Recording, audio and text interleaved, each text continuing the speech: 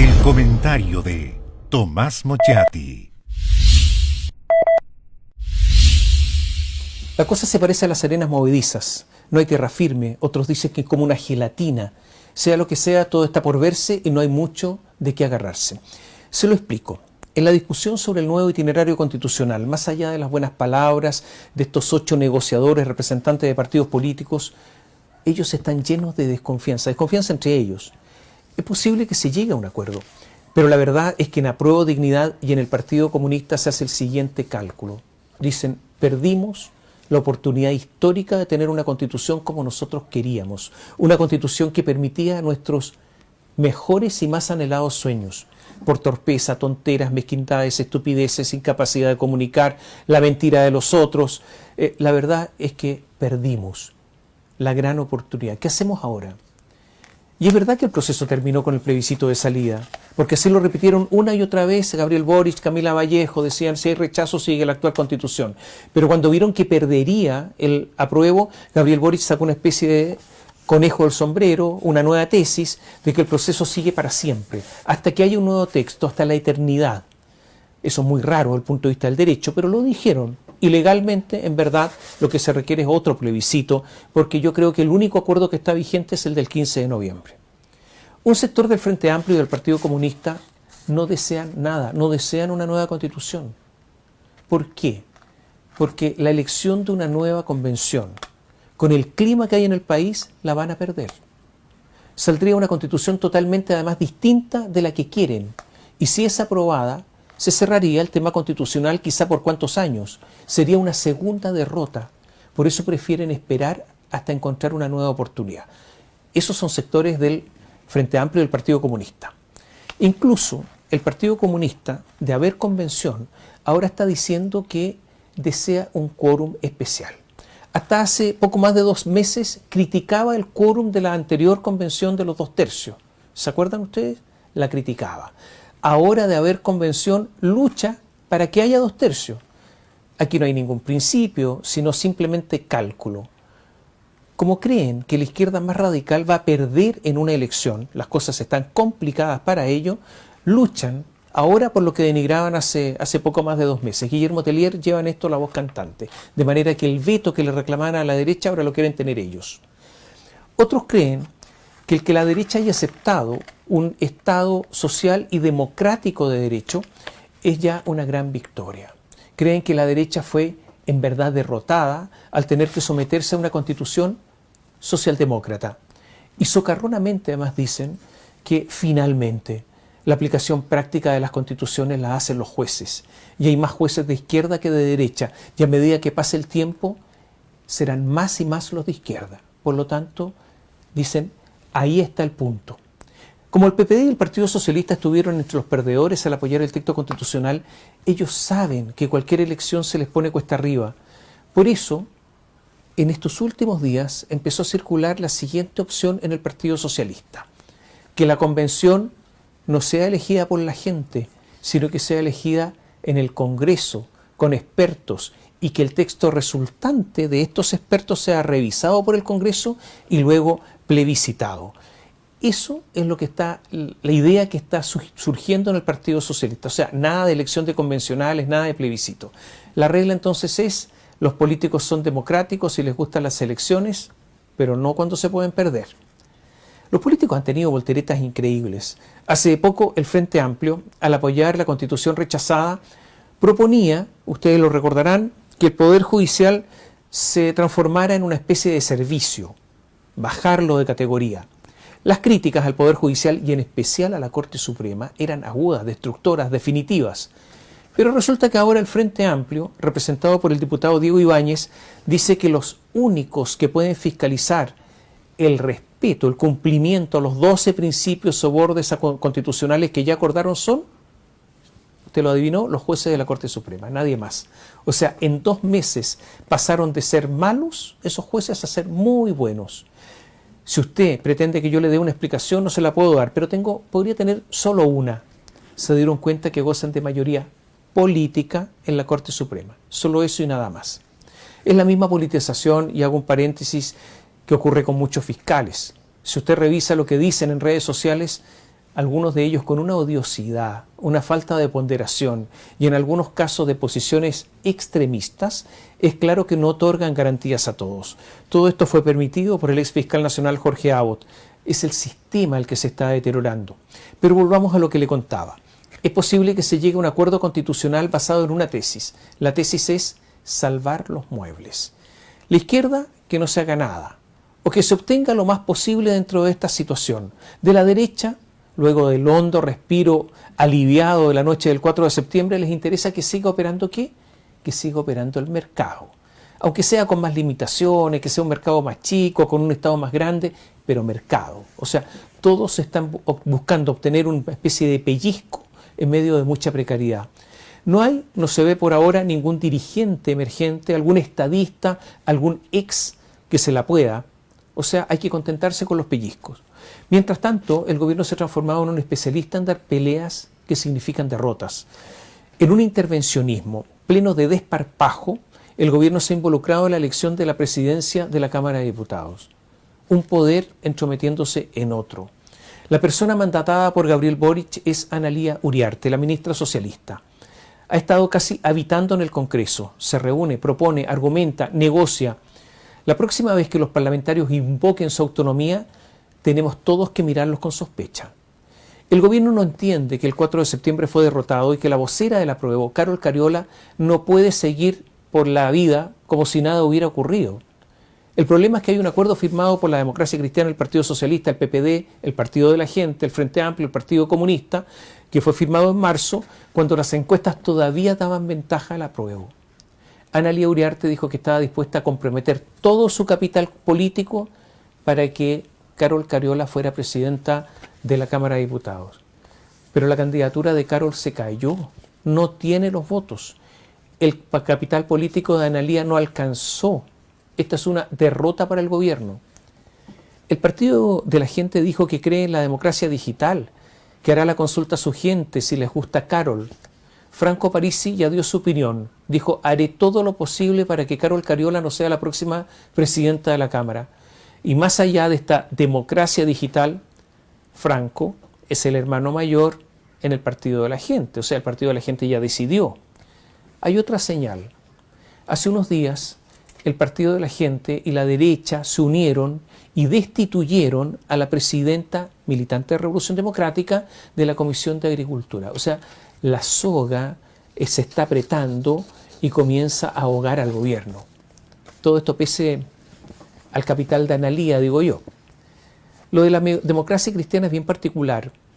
Está en los últimos estertores, pero como todo león, porque la democracia cristiana fue el rey de la selva, aunque esté en sus días finales puede rugir y las especies menores siguen asustándose. Le dio el golpe de gracia a Cariola. Todo por la querella contra Sergio Mico, hasta hace poco camarada. Contra Mico, ¿quién presentó una querella? Presentó una querella la Comisión Chilena de Derechos Humanos y lo acusa de ser encubridor de delitos de lesa humanidad.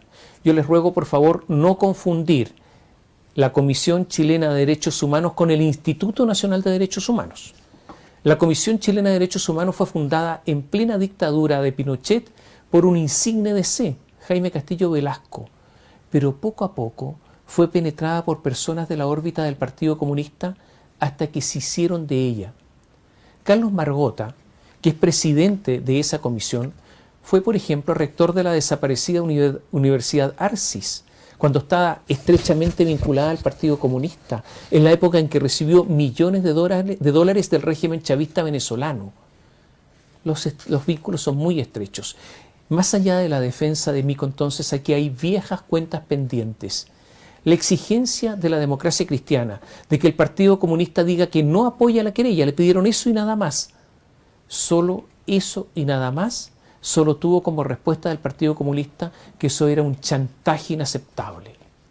La democracia cristiana no va a dar los votos a Cariola ni a otro comunista, ella lo decidió. En la semana, además, se votó favorablemente un proyecto de resolución que apoya a Mico. Fue presentado por la UDI y votaron a favor, además de la UDI, el Partido Republicano, Renovación Nacional, la Democracia Cristiana y el Partido de la Gente. Miren cómo se está dividiendo la Cámara. Y además se dividió el oficialismo, porque ahí también hay una grieta. Se abstuvieron el Partido Socialista y el PPD y votaron a favor, ¿quién? El Frente Amplio y el Partido Comunista. Atención, incluida Carol Cariola. O sea, Carol Cariola no tiene vuelta porque sus compromisos partidarios son demasiado fuertes. No hay capital político que baste. Y nuevamente, una vez más, el Partido de la Gente con la oposición. Y le entrego otro dato. Nadie se dio mayormente cuenta que la UDI, Renovación Nacional, Evópoli, el Partido Republicano y el Partido de la Gente hace pocos días firmaron un documento frente a la reforma previsional que presentará el gobierno. O sea, el nudo está apretando al gobierno, se lo reitero. Cuando usted habla con un político, siempre debe considerar que en su cabeza permanentemente está presente la próxima elección. El deterioro político, es obvio, mengua las opciones en los próximos comicios. En el mundo del Partido Socialista y de algunos en el PPD, ha empezado a rondar la idea que el gobierno los usa. Los usa porque los necesita desesperadamente, porque no hay tantas coincidencias estratégicas. Tampoco hay afecto, no es que se quieran. Si pudieran, el Frente Amplio y el Partido Comunista los eliminarían o los absorberían. Y están empezando ahora, en estos días, a sacar la cuenta que el presidente Boris toma decisiones, a veces mete la pata, como lo hizo con Israel, y ellos deben dar la cara. O sea que es puro costo. Más fácil. Así como van las cosas, se empieza a poner cuesta arriba la elección de constituyentes, la próxima elección municipal y para qué decir la presidencial. Que se olviden el PS y el PPD de tener un candidato a la presidencia competitivo. Se escucha decir entre ellos. Ha empezado entonces una picazón. El presidente sabe lo que está ocurriendo y por eso se ha transformado en un equilibrista. No se trata de un espectáculo circense, para que se entienda bien, no estoy diciendo eso, sino simplemente un equilibrista político. Por un lado, sus fieles, sus más cercanos, el diputado Diego Ibáñez, el senador Juan Ignacio Latorre, siguen hablando de terminar con el neoliberalismo. Finalmente, Gabriel Boric dijo, urbe et orbi, que Chile sería una tumba del neocapitalismo, ustedes lo saben, neoliberalismo. Camila Vallejo sigue en esa tesis, que es la correcta doctrina del Partido Comunista. Ocurre que Mariana Mazzucato es una especie de gurú del Frente Amplista, un economista. Muchos dirigentes del Frente Amplio han ido a estudiar a Londres con becas estatales, pagadas por el Estado, por los menospreciados gobiernos concertacionistas, y siempre eligen tomar clase con ella. Sus libros son libros de esos de cabecera. Es verdad que en Londres a Mazzucato solo la escuchan en clases, porque ninguna autoridad política se le ha ocurrido siquiera aplicar su receta, en ninguna parte. Y se mandó una declaración de aquellas. ¿Qué dijo Mazzucato? Está en Chile, ¿eh? Dijo, somos muchos los economistas que estamos mirando a Chile como un experimento muy importante para matar el neoliberalismo. Textual. O sea, somos un experimento, unos conejillos de India. De esos experimentos que pueden resultar o no y que allá, lejos en Europa, les da lo mismo. El resultado. Si nos morimos, nos morimos. Y reafirma ella que hay que matar el neoliberalismo. Después dijo que había sido malentendida, pero de que lo dijo. Está en Chile. Y otro autor de cabecera es el premio Nobel Joseph Stiglitz. Dijo que una de las premisas que más le gustaron de la campaña del presidente Gabriel Boric es la que apuntaba a hacer del país la tumba del neoliberalismo. Yo vine a Chile, dijo, porque quería estar en el funeral y asistir al entierro. Pero agregó que en una de esas el gato tiene 7 vidas. Bueno, están los gurús en estos días de las antípodas del neoliberalismo en Chile. Aquellos que tienen influencia doctrinaria en el gobierno. Pero mientras tanto el presidente Gabriel Boric, ¿qué hace? El presidente dijo que no renunciaba a nada. O sea, esto del entierro tampoco, pero que como él está más adelantado al entendimiento, a la comprensión de los chilenos, hay que ir más lento. Entonces, ¿qué ocurrió? Esta semana, en la reunión que hace la SOFOFA anualmente, el presidente le dijo a los grandes empresarios, ustedes son gente honesta, ustedes son gente trabajadora, salvo algunos malos por ahí, como en cualquier parte. Valoró todo lo bueno de los últimos 30 años, lo dijo textualmente. Y de eso de los 30, no son 30 pesos, son 30 años, que cantaba hace muy poco, ya silencio. Y además les dijo que tenían las puertas abiertas. También en la semana el presidente de la Cámara Chilena de la Construcción tuvo palabras buenas para el presidente. Al final, no se necesita tener un archivo muy voluminoso ni de tan larga data para llegar a la conclusión que el pensamiento del presidente es como una gelatina. Tiene una característica tipo ameba, a menos que en eso de ganar tiempo todo valga, incluyendo las apariencias. Pero posiblemente haya otra razón. Aunque a los grandes empresarios no les gustan las reformas de Gabriel Boric, sí están dispuestos a negociar, los grandes. De hecho, ellos, los grandes, negocian en representación de los empresarios de todo Chile cuando nadie los ha elegido para eso. El empresario mediano y pequeño de Maipú, de Antofagasta, de Concepción o de Temuco no los ha visto nunca. Negocian ellos. Y la sospecha es que negocian para sus propios intereses. Negocian las 40 horas, la reforma tributaria, el royalty minero. Y han decidido los grandes empresarios apoyar al gobierno, sostener a Gabriel Boric, darle sustento. Algunos dicen que es por un fin patriótico, otros que simplemente desean que haya un espacio de estabilidad para seguir haciendo negocios y para ganar plata. Ellos, esos empresarios, están convencidos que sus negocios son de interés nacional. Yo creo que muchos son solo beneficio personal y otros, también hartos, pueden ser contrarios al interés nacional. Y habrá otros negocios que apoyan, pero no todos ni mucho menos. Pero el equilibrista, me refiero al presidente, no puede fijarse mucho en estas cosas, porque abajo está el vacío. Hay que sortear el abismo, hay que ganar tiempo.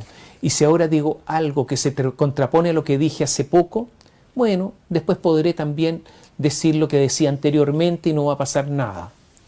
Y a propósito de Mazzucato, en su visita a Chile iba a dar una charla. Cobraba por ella, ¿sabe cuánto? $30.000, más o menos, casi 30 millones de pesos por la charla. No está mala, 30 millones de pesos.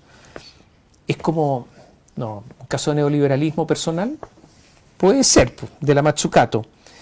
O son simplemente que las prédicas no se tienen que cobrar. Y si las pagan los conejillos de India, mucho mejor, ¿no? Bueno, costo total de la charla, porque hay otros costos, 60 millones de pesos. Principal financista, Sokimich, la misma empresa que llenó de financiamiento ilegal a los políticos chilenos.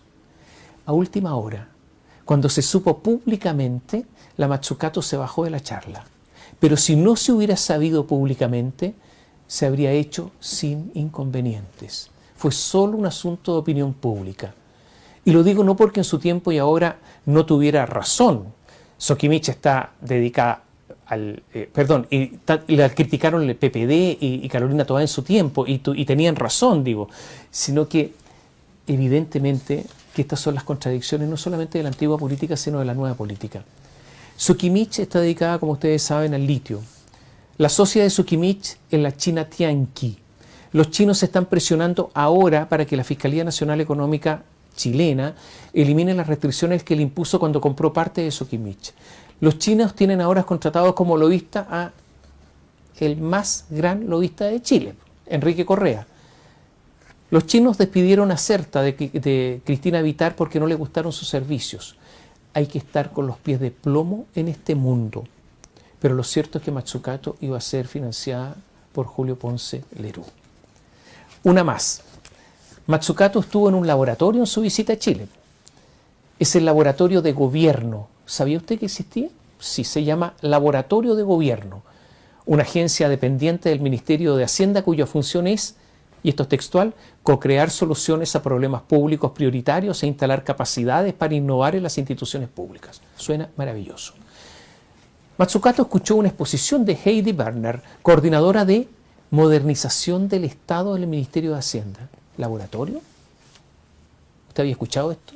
¿Modernización del Estado? ¿Le suena algo de esto? Bueno, resulta que ahora sabemos que hay un laboratorio trabajando en esto, un laboratorio. Mientras tanto, los ciudadanos, usted, yo, cualquiera, sufren con el registro civil, con los hospitales en que los pabellones quirúrgicos están desocupados todas las tardes, en que el 20% de las muertes en Chile son personas en las listas de espera, en que los SAMUs tienen colas desde muy temprano y mucho más. Y en educación, el gobierno decidió sacar el apoyo financiero especial a los liceos bicentenarios, que son los más exitosos de la educación pública en los últimos años, porque sigue vigente la tesis de los patines de Nicolás Eizaguirre, esa de que si alguien va muy rápido hay que bajarlo, porque no es por capacidad que vaya rápido, no es por su trabajo, no es por su dedicación o esfuerzo, sino porque tiene que haber un privilegio por ahí que está vigente. Todos deben ir igual de lento. Y como los favores se pagan, bueno, el gobierno está pensando en postular ni más ni menos que a Nicolás Eizaguirre a la presidencia del Banco Interamericano de Desarrollo, porque los favores se pagan. ¿Laboratorio? Laboratorio para ver cómo mejoramos el Estado está funcionando del año 2015, por si acaso. Las cifras económicas, mientras tanto, continúan deteriorándose. Las ventas del comercio cayeron fuertemente, un 21,6% real en el tercer trimestre. Es un desplome. Llevamos 3 meses de caída importante en el consumo, o sea, la gente tiene menos plata. Esto significa un enorme apretón en el bolsillo de las personas. La línea tradicional, la venta de la línea tradicional de los supermercados marcó una baja de 12,7% real anual en sus ventas de septiembre y una caída de 10,2% al comparar con el año 2019. Los artículos perecibles, normalmente eso es comida, disminuyeron su venta en un 12,5% real anual. La producción manufacturera disminuyó en 3,4%. Es posible que el IMASEC de septiembre sea ya un IMASEC de decrecimiento, que sea menos de cero. Comienza a notarse el invierno económico. El desempleo subió en el Gran Santiago a 8,5% con 300.000 personas desempleadas. La quiebra de Sencorp y ahora de Claro Vicuña y Valenzuela, enormes empresas constructoras, son golpes durísimos. No son constructoras de esas que se arman para construir un edificio y luego desaparecen, son constructoras históricas, de decenas de años de historia. Claro Vicuña y Valenzuela debe 45.000 millones de pesos, pero le deben 40.000. Es un problema de caja. Y de estos 40.000, más de 7.000 se los debe ¿quién? El Ministerio de Obras Públicas. Porque el Estado, que con razón ha exigido a las empresas pagar en plazo, no lo hace. Cuando se trata de ellos no pasa nada, porque el Estado es un pésimo pagador y nadie responde, ni siquiera políticamente. Hay impunidad sin necesidad de ley de amnistía y de la Contraloría ni hablar, porque hace rato que está como escondida en una especie de madriguera. El problema es que ante la grave crisis que viene, la aplicación de la reforma tributaria, que sin duda afectará el ahorro y la inversión, porque cualquier cosa que se diga en forma distinta es falso. La reforma a las pensiones, que encarecerá el mercado laboral, lo mismo que el proyecto que se tramita bien rápido en el Congreso de las 40 horas laborales, puede dejar al país bien lastrado para una recuperación. Usted comprenderá que trabajar menos horas ganando lo mismo no es un incentivo al crecimiento. Y lo del aumento de la productividad no lo cree nadie, tampoco incluso quienes lo dicen. El Partido Comunista y el Frente Amplio mantienen su posición dura, eso de avanzar sin transar. El Partido Socialista, devenido en una triste cosa participando en un gobierno que no es el suyo, está en una ambigüedad ideológica y estratégica notable. Del PPD poco sabemos. Guido Girardi siempre anda por ahí esperando su momento, porque olfato político tiene y su nariz le indica que en estos tiempos hay que mirar y esperar. La democracia cristiana está sufriendo una implosión terminal. La convención posiblemente esté conformada por unos personajes no elegidos, o si lo son, muy custodiados para que no se vayan de madre.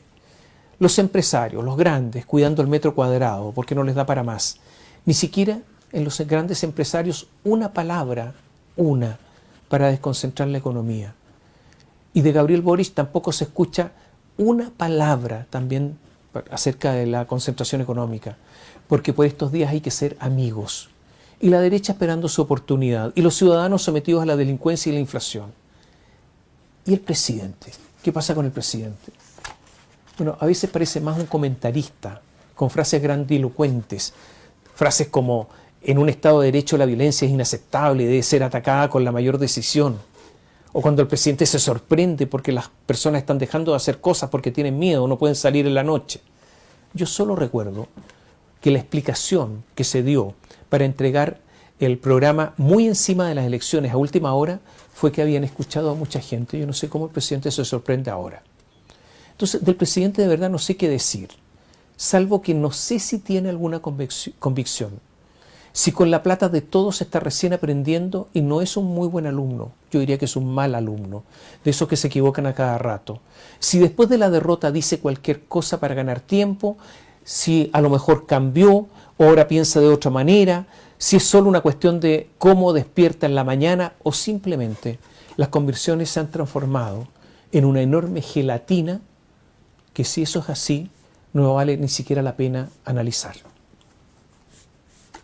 Bio Bio TV.